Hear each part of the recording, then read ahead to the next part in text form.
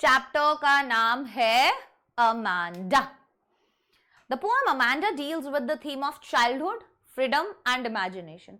हर एक पोएम का line by line explanation, उसका theme, central idea, word to word meaning पता होना चाहिए, ठीक है, तभी आंसर्स में मजा आएगा। हर एक लॉन्ग आंसर टाइप क्वेश्चन अगर कोई पूछ लिया जाए उससे रिलेट करके, तो आप जरूर उसके थीम को मेंशन कीजिए आंसर्स में।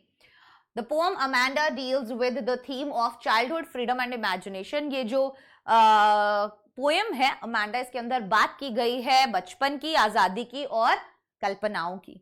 It portrays the life of a young girl named Amanda. और ये पोएम जो है ये दिखाती है किसकी जिंदगी? अमांडा नाम की एक लड़की की जिंदगी, who is constantly nagged and scolded by an elder। अब एल्डर उसकी माँ है या कौन है हमें नहीं पता, बट कोई एक बड़ा इंसान है जो उसको बार बार किसी चीज के लिए टोक रहा है। The Elder repeatedly instructs Amanda on how she should behave. और पोएम जब पढ़ते तो उसमें रेगुलर इंस्ट्रक्शंस हमें देखने को मिलते हैं, और वो किस बारे में इंस्ट्रक्शंस होते हैं कि आपको किस पर्टिकुलर वे में बिहेव करना चाहिए।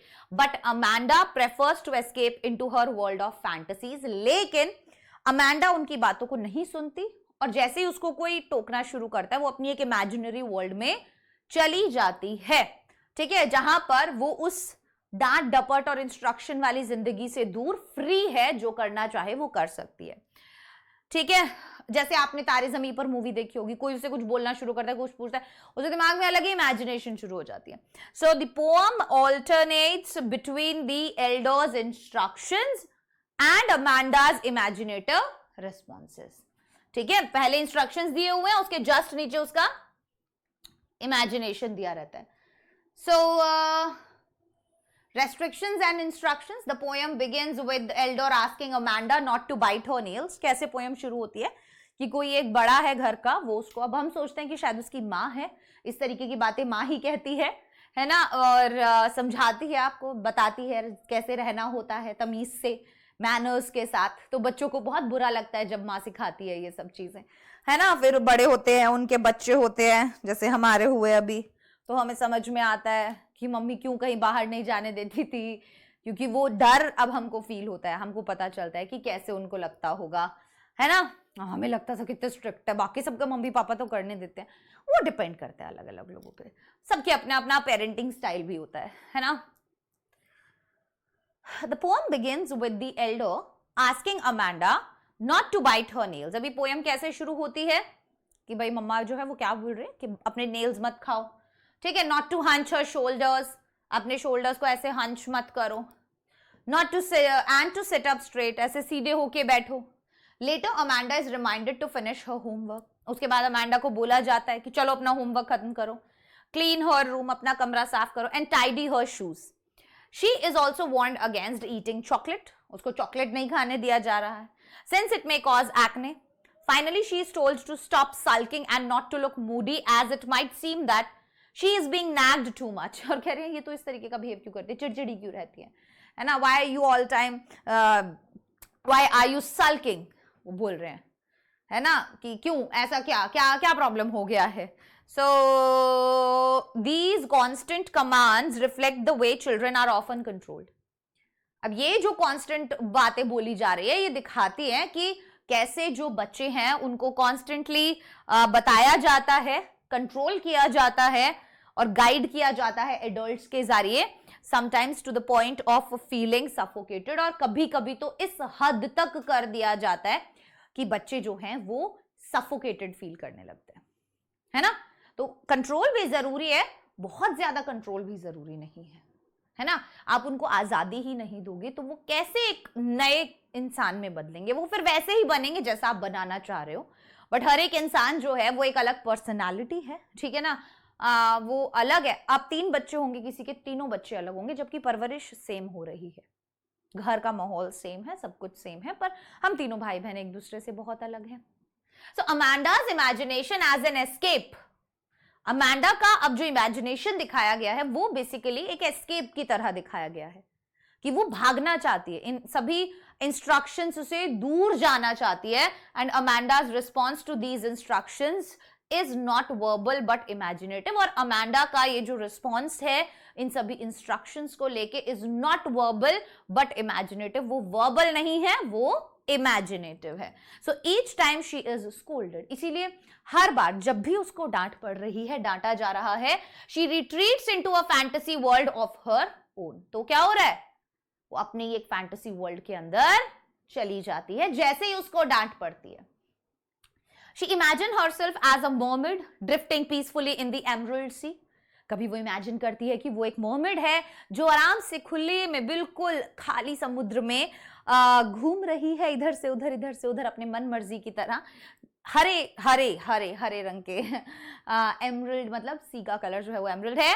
Free from restrictions, enjoying solitude and bliss, जहां पर वो इंस्ट्रक्शंस से बिल्कुल आजाद है, ठीक है, एंड वहां कोई उसको कुछ कहने वाला नहीं है, और वो अकेलापन और खुशी वहां पर महसूस कर पा रही है.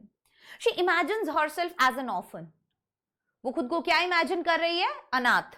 Roaming freely in the streets, जो आजादी से घूम रहे हैं गलियों में. Drawing patterns in the dust with her bare feet, ठीक है, जो कहीं ना कहीं अपने नंगे पैरों से मिट्टी में क्या कर रही है, फुटप्रिंट्स बना रही है. Experiencing golden silence and sweet freedom, और जहां पर वो सुनहरी शांति और हम कह सकते हैं प्यारी आजादी महसूस कर पा रही है. So she imagines herself as Rapunzel living in a tower away from the world. अब वो अपने आप को क्या इमेजिन कर रही है, वो अपने आप को रपुंजल भी इमेजिन करती है जो एक टावर में रह रही है, where life is calm and rare, जहां पर जिंदगी कैसी है, शांत है, रेयर है. However unlike the fairy tales, जो बिल्कुल भी परियों की कहानी जैसी नहीं है.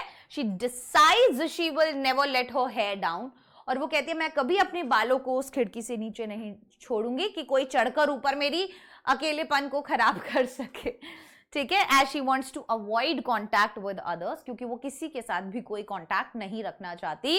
एंड प्रिजर्व हर इंडिपेंडेंस, और वो अपनी इंडिपेंडेंस को कहीं ना कहीं बचाकर रखना चाहती है कि भाई मैं आजाद रहना चाहती हूं, मैं नहीं चाहती कोई भी बंदा इधर आकर मेरी आजादी मुझसे छीने, ठीक है. Contrast between reality and imagination. The poem constantly shifts between the elder's harsh voice of control and Amanda's dreamy imagination. अब आप पोएम के अंदर देखोगे लगातार पोएम के अंदर एक शिफ्ट दिखाई देता है between the elder's harsh voice of control. कभी स्टार्टिंग में दिख रहा है आपको कि बहुत तेज तेज ऐसा जिस तरीके से वो बोला जाता है ना, वो ऐसे लग रहा है कि कोई हार्श तरीके से उसको इंस्ट्रक्ट कर रहा है, कंट्रोल कर रहा है. एंड अमांडाज ड्रीमी इमेजिनेशन, है ना, और उसके बाद तुरंत उसका इमेजिनेशन दिखा दिया जाता है. This contrast highlights Amanda's deep yearning for freedom, और यही कॉन्ट्रास्ट कहीं ना कहीं दिखाता है वो किस लेवल पे आजाद होना चाहती है, उस इंस्ट्रक्शंस भरी इस दुनिया से दूर होना चाहती है, ठीक है, शांति चाहती है, सेल्फ एक्सप्रेशन चाहती है. while her elders sees her as moody and sulking, और उसके बल्कि मम्मी को वो बहुत बेकार लग रही है कि क्या मूडी रहती है, हमेशा चिड़चिड़ी रहती है, कुछ भी कह दो तो कुछ नहीं करती है, सुनती नहीं है. Amanda is actually absorbed in her inner world, लेकिन एक्चुअल में वो अपनी खुद की ही एक अलग ही दुनिया में है, ठीक है, और उसी में वो खोई हुई है. where she feels happier and freer than in reality, जहां पर वो बेसिकली ज्यादा खुश और ज्यादा आजाद रियल वर्ल्ड के कंपैरिजन में फील करती है.